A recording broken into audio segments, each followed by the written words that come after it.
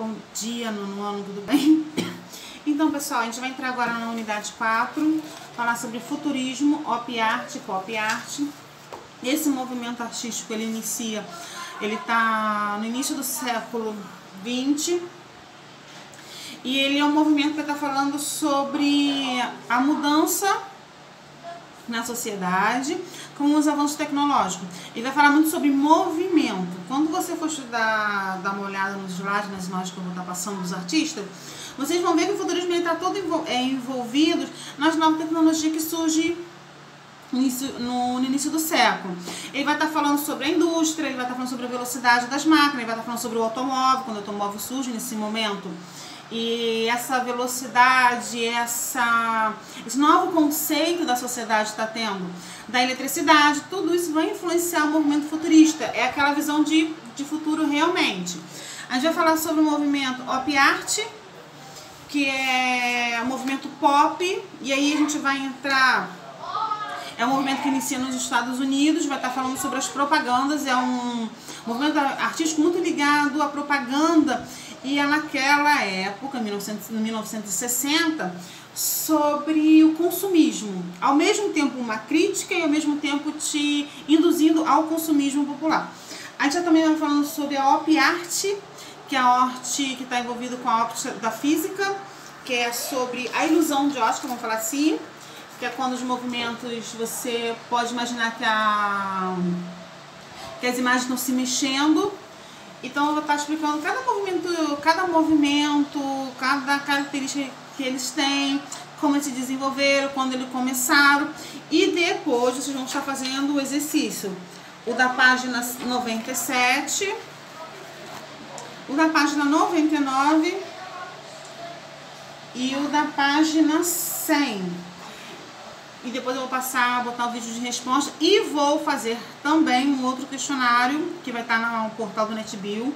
Vocês vão copiar no caderno e após essa cópia vocês vão mandar foto para mim no privado, não se esquecendo de dar ok na página, tá bom? Vou passar agora os slides com cada explicação. Beijo, pessoal! Então, no ano, falar sobre futurismo, o op art, pop art. O esplendor do mundo se enriqueceu com a nova beleza, a beleza da velocidade. Um automóvel de carreira é o mais belo do que a vitória de Samocracia. Essa fala vai ser de Marinetti. Ele vai ser um artista que vai fazer um manifesto na Itália. E esse manifesto, ele vai estar enaltecendo. Nesse momento a Itália está passando por um momento de exaltação nacional sobre a indústria, sobre a própria cultura italiana. Então Filippo Tommaso Marinetti vai fazer esse manifesto sobre enaltecendo a nova sociedade futurística, essa sociedade de movimento, essa sociedade que está mudando com a evolução da ciência, com a evolução da tecnologia. Então, ele vai estar... Foram dois manifestos, o de 1909 por ele e o outro vai ser para outro artista que vai seguir a mesma linha de Filippo. Esse movimento é um movimento que vai lutar contra a tradição, vai ressaltar o aspecto dinâmico da vida contemporânea, e como tudo passa muito rápido, como tudo está ligado ao mecânico, como tudo está ligado à ciência e à tecnologia. As características desse movimento vai ser a dinamicidade, que eu falei do dinâmico, do já, do para agora, do rápido, o aspecto mecânico nesse momento. Das estruturas mecânicas da fábrica de automóveis, isso vai estar influenciando bastante. A velocidade abstrata, o uso de elementos geométricos, os esquemas sucessivos de representação do objeto, a exposição da fotografia múltipla, movimento animado pela fragmentação das figuras representadas. Então, assim, o futurismo ele vai trabalhar muito o movimento, ele vai estar muito representando a relatividade, a ciência, a mecânica, a cinética. Nesse momento da física nós temos a cinética. Aqui está uns exemplos de movimentos, se vocês pararem para reparar nelas.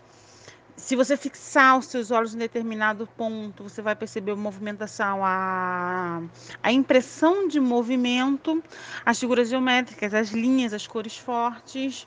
Essas são as características do futurismo. Agora a gente vai falar sobre a op art. A op art, ela vai derivar do inglês de optal art, que significa arte óptica, e ela vai estar muito relacionada com a física, porque nesse momento a física vai estar relacionada os estudos da física, vai estar da física moderna, ele vai estar bastante avançado, e isso vai ser uma influência de ilusão, de movimento, de elementos gráficos, de enganar os seus olhos. Mais ou menos a arte óptica é aquela qual os seus olhos ele vai ser atraído para enxergar além do que a imagem está passando. As características dessa arte vai ser ilusões óticas, vai ser menos expressões e mais visualizações. Então, assim, ela vai ser algo que você vai ter que realmente olhar para visualizar aquilo que o artista está passando. Você tem que fixar os seus olhos, você tem que fazer uma análise um pouco mais crítica em relação ao que você está vendo. Elas são para ser observadas, elas vão dar a impressão de movimento, de vibração, e muitas vezes parece estar se deformado. Se vocês perceberem o papel desses slides, ele dá uma sensação de como se tivesse uma bola no meio dele. Isso é uma arte, é uma ilusão ótica. Parece que tá, mas não é. Essa ilusão foi feita através dos espaços. Você vai fazendo espaços diferentes e parece que ela está se deformando, inchando, como se a bola estivesse crescendo e fosse explodir a qualquer momento. A oposição de estruturas idênticas, essa imagem que está atrás, ela é essa oposição, os quadrados vêm muito certinho, mas chega um determinado momento que ele vai sofrer uma contração, ele vai ficar mais largo e vai dar esse efeito óptico de você estar observando. O observador ele é participante, então cada pessoa vai ter uma visão diferente do que está vendo, ele vai completar esta obra ao olhar e ao dar a sua impressão. A busca pelo efeito óptico, a escolha tem a finalidade de passar ilusões ótica ao observador. É aquela mesma, é o que todos os artistas utilizam. É o jogo de cores para causar alguma impressão. Então ele vai trabalhar muito as cores para causar a ilusão ótica do observador. Aqui tem alguns artistas, Victor Vassalari, ele vai ser húngaro, ele vai ser um dos que vai trabalhar esses movimentos geométricos para dar essa ilusão de ótica. Ele vai ser uma arte mais cinética, vai ser uma arte mais cinética. Ele vai trabalhar ou colorido ou preto e branco. Ele vai trabalhar com a arte abstrata. Ele vai estar sendo influenciado pelo movimento de Bauhaus. A gente já estudou, ele vai estudar um pouco mais, estudou ano passado, vai estudar esse ano de novo. Nós temos Adi Hayartman, pintor, ele é americano.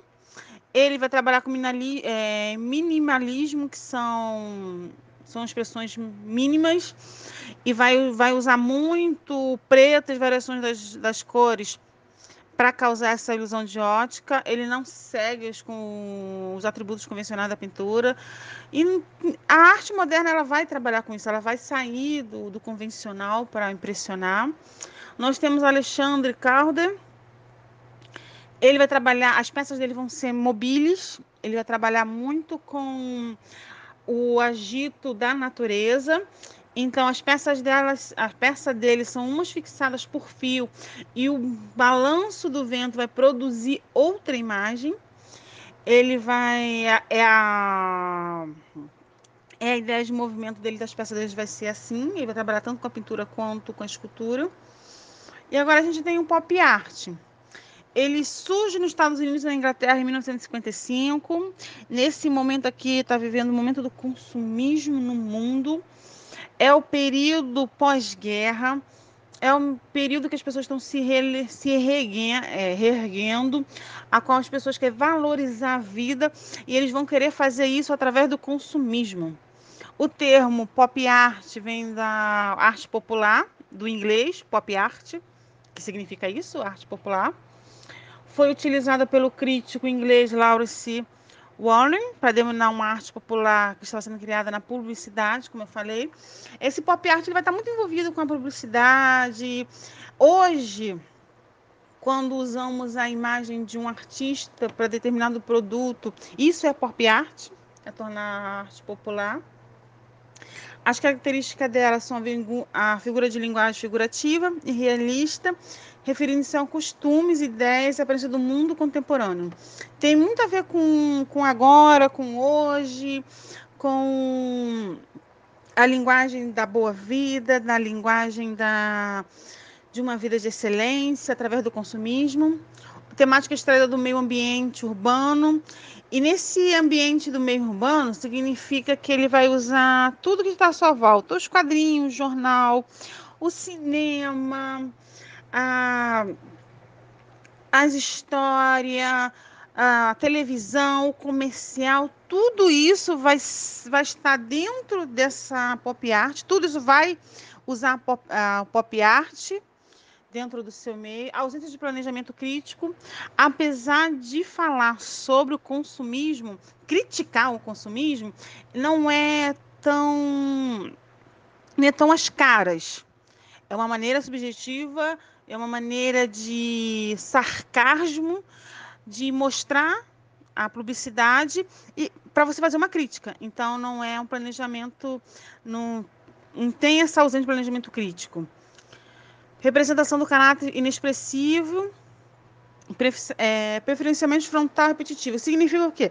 As expressões, a imagem em si, ela é frontal, é a cara do artista, é a cara do personagem e muito repetitiva. Você vai ver, eu botei alguns exemplos de arte para vocês terem uma ideia do que é essa parte representativa. Combinação de pinturas com objetos reais, como uma imagem abstrata com uma Coca-Cola. Uma imagem que não tem nada a ver, como um dadaísta. Costumava, o dadaísmo, ele vem falando sobre isso, que nada com nada, uma arte espontânea. Mas, ao mesmo tempo que ela é espontânea, que não tem nada a ver com nada, ela cria uma nova composição. Temos as formas e figuras de escala natural ou ampliada. É você literalmente pegar algo pequeno e aumentar o tamanho. Preferência por referência de status social, e aqui eles vão usar artista. O Varlon vai usar muita violência e desastre para fazer isso, a fama. Outros artistas vão ter uma referência às suas obras. Dá para você diferenciar cada um pelo tema que está associado. Uso de matéria como tinta acrílica, o poliéster, latex, a produção de cores fluorescentes. Se hoje vocês usam aí, o pessoal gosta de pintar o cabelo de verde fluorescente, de azul. É nesse momento que surge esse tipo de tinta. As experimentações da ciência, o avanço científico vai permitir a criação desses tipos de tinta. A reprodução de objeto cotidiano em tamanho considerável grande, transformando o real em hiperreal, foi como eu falei, aumento realmente das imagens. Um dos artistas mais impressionantes é o Andy Warhol. Ele mostrou sua concepção de produção mecânica de imagem, substituição do trabalho manual numa série de retratos de ídolos de música popular e do cinema. Ele vai usar o Elvis Presley, a Marilyn Monroe, não apenas ele, mas outros artistas também. Ele vai falar sobre a Coca-Cola, ele vai usar figuras de fama para fazer uma crítica a essa sociedade, para fazer uma crítica a esse consumismo, a exploração da imagem do artista. Para ele, o artista ele é uma casca vazia, oca, que não tem vida, que não tem nada, que é realmente para ser usado. Nós vamos fazer o exercício da página 97, 99, 100 e mais o questionário que vai estar no portal também para vocês copiarem no caderno e responderem. ok? Semana que vem eu vou colocar a resposta do questionário. No final da aula eu vou colocar o vídeo de correção do exercícios. Então tá bom, pessoal. Beijos e até a próxima semana.